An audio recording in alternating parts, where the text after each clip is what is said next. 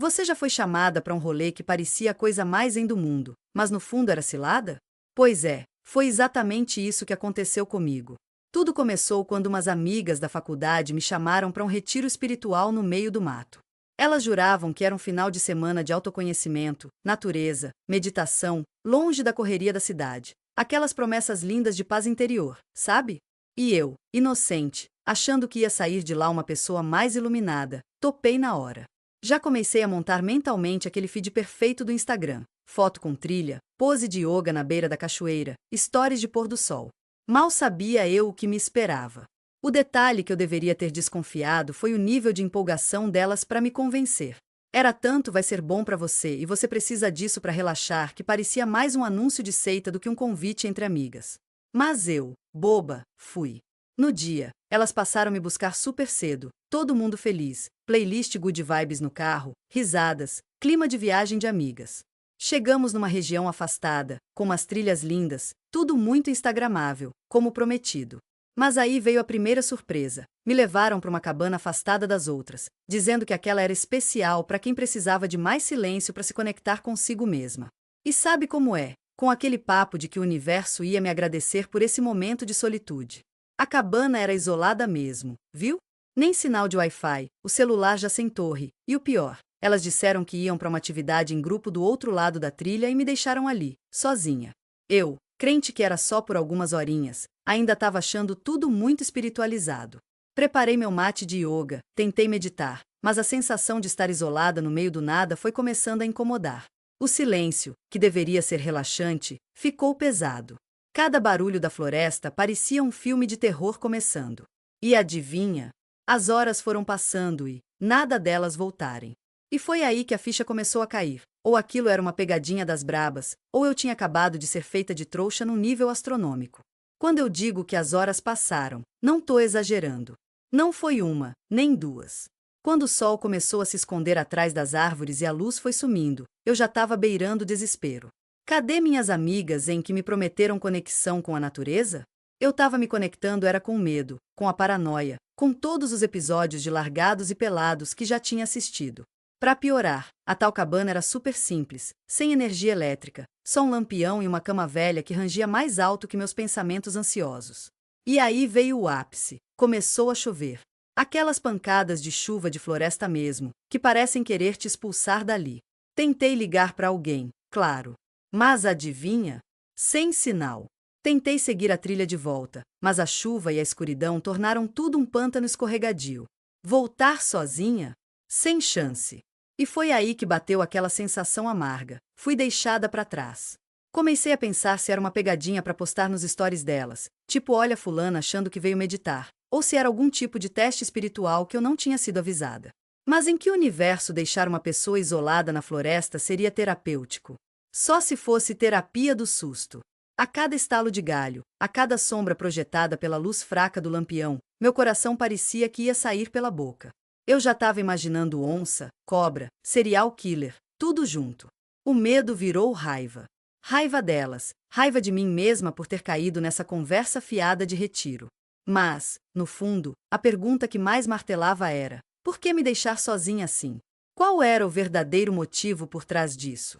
E foi nesse momento de fúria e desespero que eu percebi um detalhe. Minha mochila, que tinha ficado com elas porque disseram que não precisava levar peso, tinha sumido junto. Eu só estava com meu celular sem sinal e uma garrafinha d'água. Coincidência? Acho que não.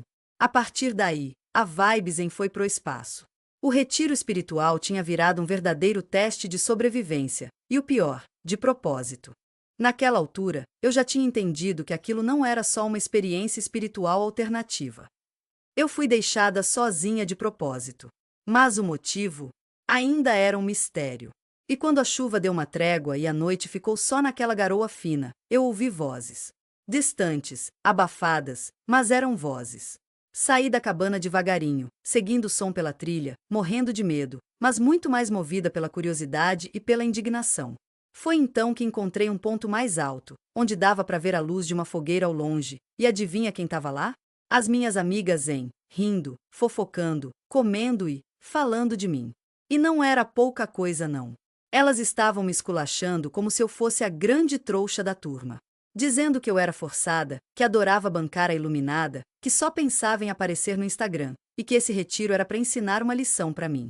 Ou seja, elas não queriam me ajudar a me encontrar coisa nenhuma. O objetivo era me humilhar, me isolar e depois fazer graça da minha cara. Mas aí veio o pior. Uma delas comentou que meu ex, aquele babaca que tinha terminado comigo pouco tempo antes, estava rindo horrores dessa ideia também. Sim, meu ex sabia de tudo. Ele era amigo dessas cobras e estava se divertindo às minhas custas. A ideia do retiro tinha vindo dele, como uma forma sutil de me dar um gelo, de mostrar que eu não era tão querida assim no grupo. Aquela galera toda, rindo da minha cara, enquanto eu estava sozinha numa cabana no meio do mato, com medo, com frio, sem ninguém por perto. Foi a gota d'água. Mas em vez de chorar ou surtar, eu respirei fundo.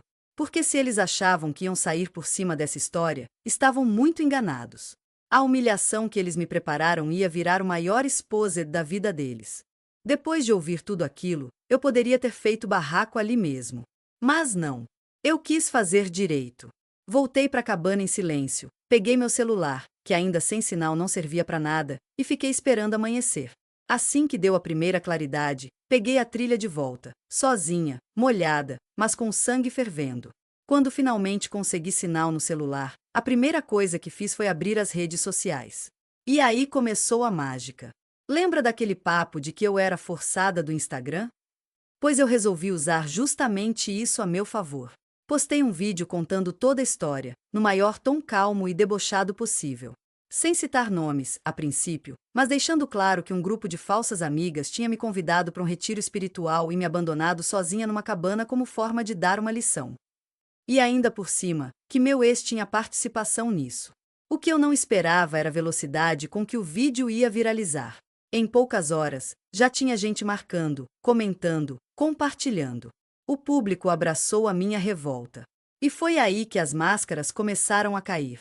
Como o mundinho delas era pequeno e todo mundo sabia quem tinha ido para esse tal retiro, não demorou para começar a associação de nomes. As mensagens começaram a pipocar. Fulana estava com elas. Eu vi o story de ciclano naquele lugar. Nossa, que nível de falsidade. Virou um verdadeiro tribunal da internet.